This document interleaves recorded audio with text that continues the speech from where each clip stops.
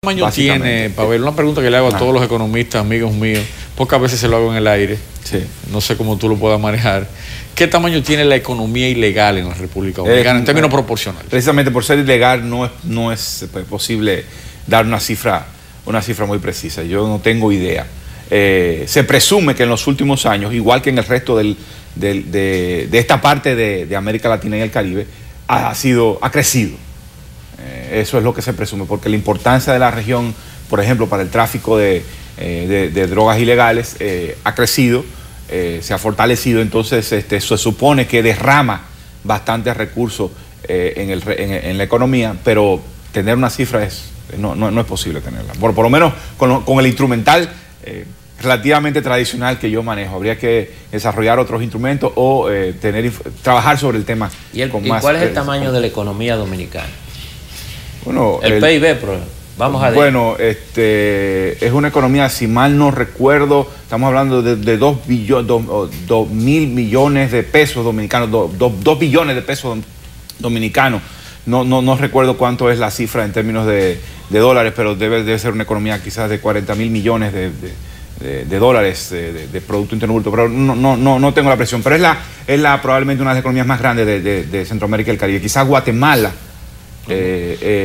sea una economía que tenga del tamaño de la economía dominicana y El Salvador. Quizás las dos economías que tienen las tres economías que tienen un tamaño relativamente tan grande como la República Dominicana, cercano, son Guatemala, El Salvador, Costa Rica y Cuba. Con nosotros en primer lugar.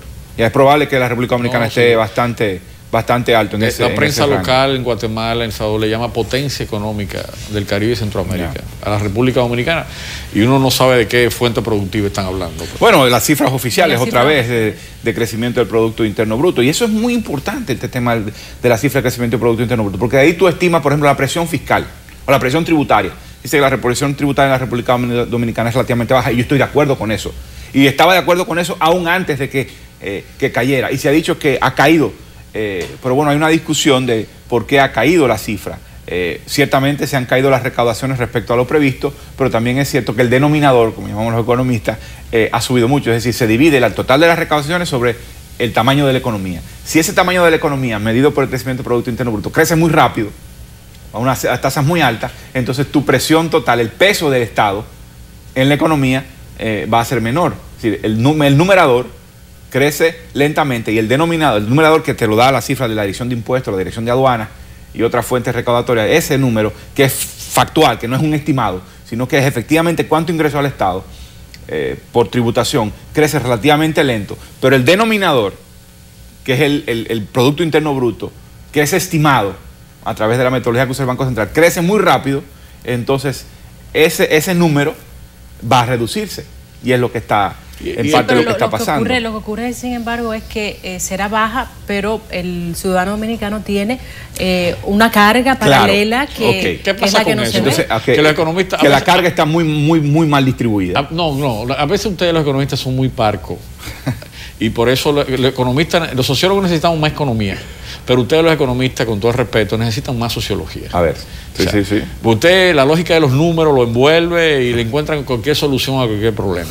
Pero aquello de la presión tributaria no legítima, no legal, o sea, los gastos que tiene que ser de la familia, comunidad económica, hasta la propia empresa, eso no se calcula como presión, sin embargo tiene un efecto directo en el consumo de la gente. No es presión tributaria, pero es importante considerar. Yo te puedo decir mi impresión. Es un gasto extraordinario para los hogares que resulta de la ineficacia y de la insuficiencia del gasto público. Te voy a dar un testimonio, Pavel, para ser más directo.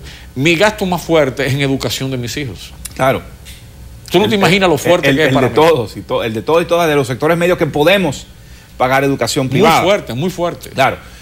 Aquí pero es un tema, o sea, no confundamos los términos. Yo creo que es totalmente legítimo quejarse, y bien amargamente, y organizarse para actuar como ciudadanos alrededor de ese problema, de la insuficiencia, de la poca calidad y la insuficiencia de la participación del Estado en la provisión de servicios esenciales: seguridad, educación, salud, justicia, todo ese tipo de cosas. Eso es fundamental, ¿ya? Pero no lo podemos confundir con presión tributaria, ¿ya?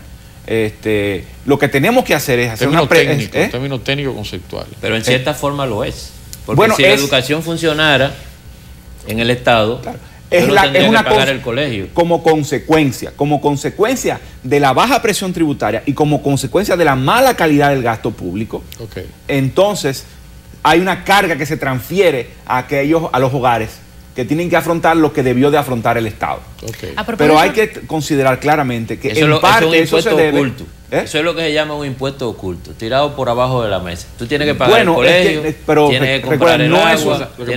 Es que también resulta de que... Pero es que también resulta de que el gobierno, el Estado dominicano, no recauda lo suficiente respecto al tamaño de la economía como para proveer este tipo de servicios. Y también lo que recauda, la percepción de la población es que lo gasta muy mal, que lo distribuye muy mal y que lo hace de una manera en la cual hay mucho desperdicio, corrupción, dispendio, etcétera. ¿Ya? Pero creo que es importante tener claro que el Estado dominicano también recibe pocos ingresos con respecto al tamaño de la economía como para jugar el rol que tiene que jugar.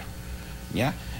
Lo que pasa es que para poder empezar a cobrar, a recaudar más, para poder hacer para gastar más y poder suplir esas necesidades que tiene la población y que la población no siga gastando de su propio bolsillo en eso, porque además es totalmente ineficiente, necesita dar un primer paso y es ser legítimo.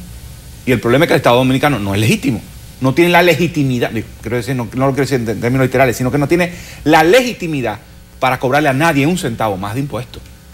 No la tiene por la forma en que gasta. A partir de su Entonces tiene que mejorar drásticamente la forma en que gasta para que la población perciba que su dinero está en camino de cada vez rendir más en su dinero que paga de impuestos, y entonces eso te va a permitir una actitud diferente de la población respecto al pago de impuestos, y eso es particularmente fuerte en aquellos sectores que están altamente gravados, como tú decías, bueno, hay gente que está aquí ahogada con los impuestos. Sí, es que la carga promedio es relativamente baja, pero los promedios esconden mucho adentro. Claro. Hay sectores que están gravados con una muy alta carga y hay sectores que están desgravados legalmente, de jure o de facto. O legalmente. Pavel, estamos en un año prácticamente electoral, ¿no? A le quedan apenas 2 semanas y siempre en estos finales de año la gente está a la expectativa, los sectores empresariales, el ciudadano común, de qué va a pasar el año próximo, en este año que va a haber una transición de gobierno. ¿Qué puede esperar el dominicano del 2012 en términos del desarrollo de la economía, de estos déficits, del manejo del presupuesto, del manejo del gasto? ¿Hay esperanza de que sea un año positivo, de que los choques externos no nos afecten demasiado? No, eso sería un poco ilusorio pensar que no va a haber impacto negativo. Eso debe ser un año de menor crecimiento económico. Este año probablemente la caída del crecimiento no va a ser tan fuerte, porque hubo una disponibilidad de recursos externos gracias al acuerdo con el Fondo Monetario Internacional que facilitó la entrada de capitales. Pero ya el año que viene las cosas se ponen bastante más difíciles. Yo lo que espero el año que viene es que en promedio va a ser, como dije, un año de menor crecimiento, porque siempre utilizo esta figura, los dos motores de la economía están apagándose, o sea, tienen menos fuerza, no apagándose. ¿Cuáles son esos dos motores? Los dos motores, por un lado, el sector externo. Las exportaciones de bienes y servicios no están creciendo a un ritmo que garantiza que el crecimiento, que la economía dominicana en general vaya a crecer. Y el otro motor es el gasto público.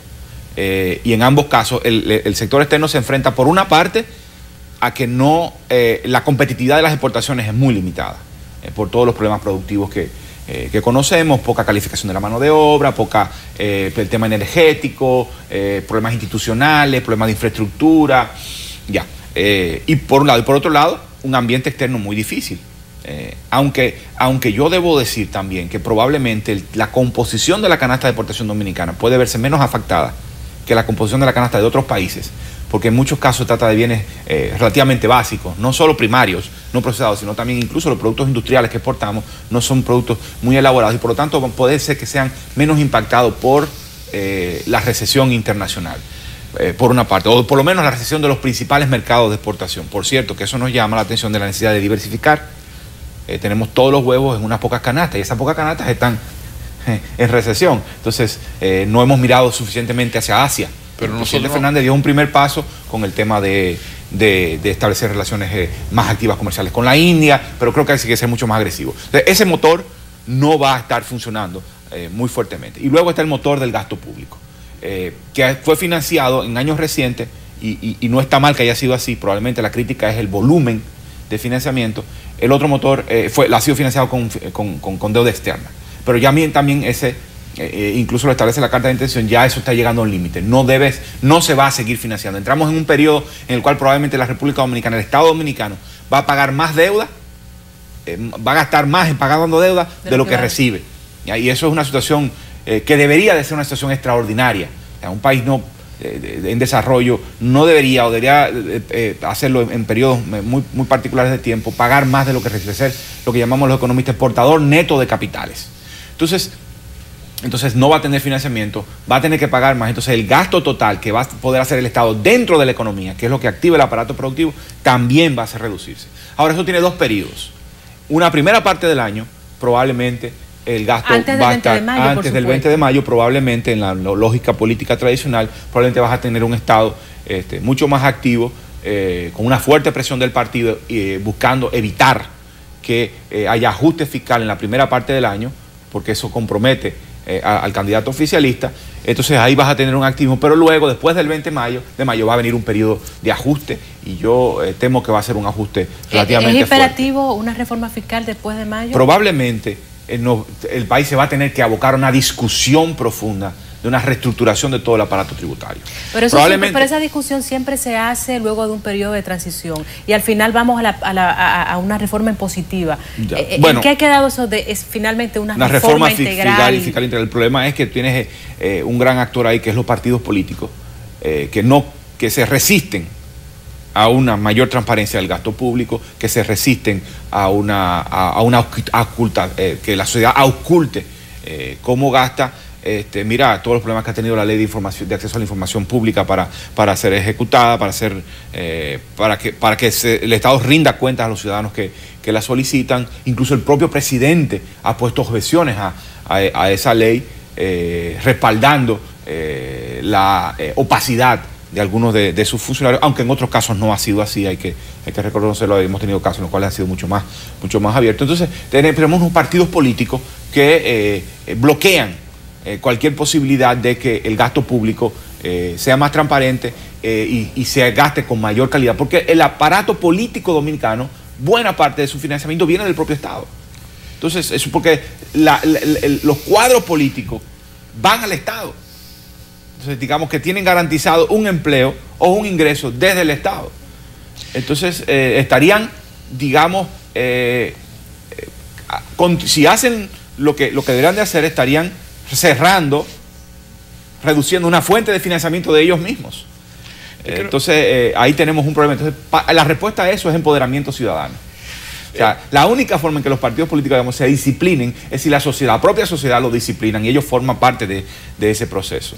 Pero eso significa empezar a vincular a estos partidos, que los partidos sientan la presión de la ciudadanía. Está pasando con el 4%, un micro ejemplo, porque es un ejemplo pequeño. Claro. O sea, estamos muy entusiasmados mucho con toda esta lucha y con el impacto que tiene, pero sigue siendo pequeño. Pero de todas maneras es una muestra de que el activismo ciudadano puede funcionar. Yo creo que le falta el motor de la fuente de la economía ilegal, pero dejemos eso ahí, porque ya tú dijiste que no lo podemos calcular. Creo que es un motor clave de lo que ha pasado en la sociedad dominicana en los últimos 20, 15 años. La pregunta es si eso, ¿a qué nivel? Si eso es a nivel de ingreso más alto, yo creo que, o también es a nivel de ingreso más bajo. Se mueven los tres niveles, alto, medio y bajo, y es increíblemente alto. Probablemente uno de los más altos en toda la región, pero como tú dices, es un número que es probable que no podemos por contar. El tamaño de nuestra economía, relativamente pequeño en el contexto mundial, el impacto sea más importante, por ejemplo, que en economías más grandes. Sí, pero exactamente, a lo que quiero ir a lo siguiente. Tú hablas del choque que puede tener para las exportaciones, el hecho de las restricciones en los centros económicos mundiales, pero los indicadores en los últimos 15 años no dicen eso.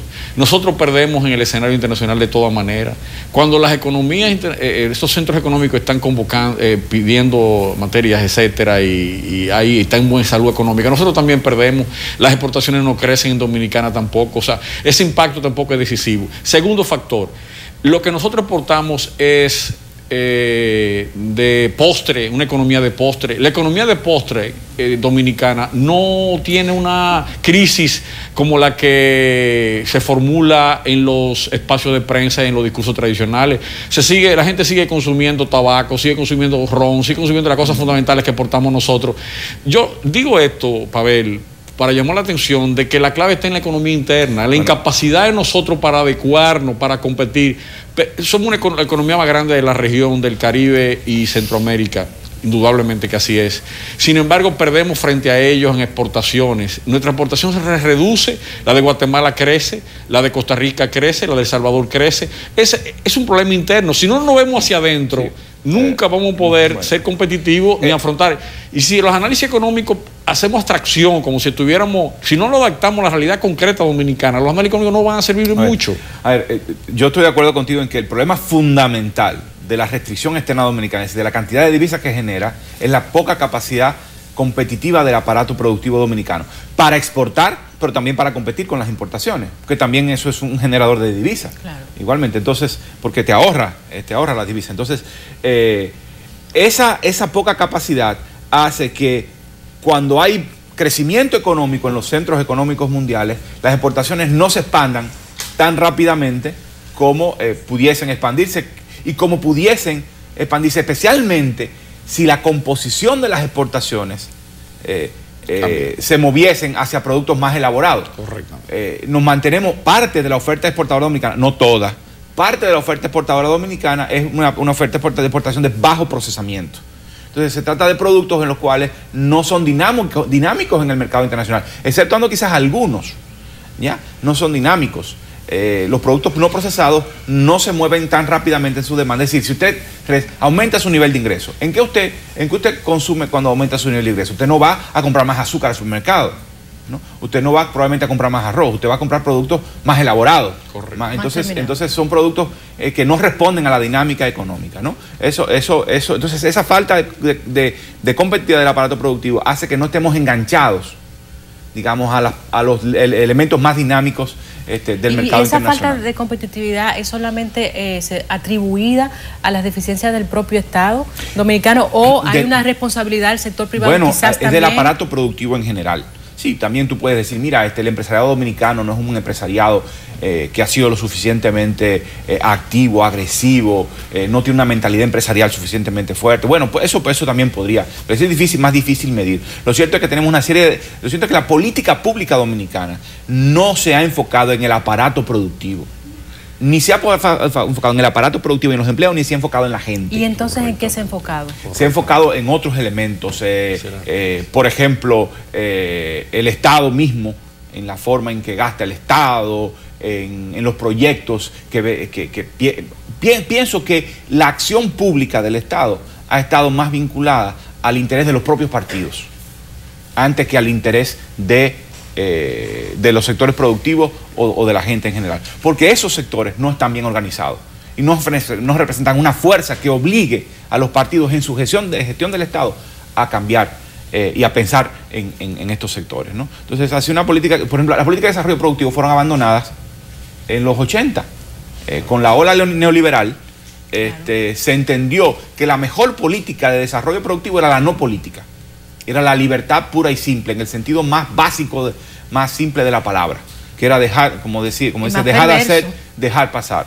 Y no se entendía que una política de desarrollo productivo implicaba un activismo del Estado en proveer bienes fundamentales, esenciales para fortalecer la productividad. ¿Y la clase política dominicana no se dio cuenta que ese modelo falló? Y que fracasó. Que le está dejando fondo a la clase política y está habiendo dinero para financiarla. Mientras haya dinero para financiarla. Claro, porque la clase política se está financiando del recurso que debería de ir principalmente hacia la provisión, que financie la provisión de bienes públicos fundamentales para hacer de la gente más productiva y de las empresas más productivas. Yo quiero agradecerte, Pavel, a nombre de todos los ciudadanos que nos están viendo y a nombre de nosotros en la producción y en la conducción del programa, la conclusión que tú acabas de repetir, y me gustaría, para cerrar, pues ya el tiempo de la entrevista concluyó y vamos a deportes, que tú reiteraras: no hemos servido para apoyar el sector productivo ni para la gente. Esa es la conclusión de tu análisis. El Estado no ha funcionado brillante para apoyar a la gente ni a los sectores productivos, sino para servir fundamentalmente a los sectores políticos.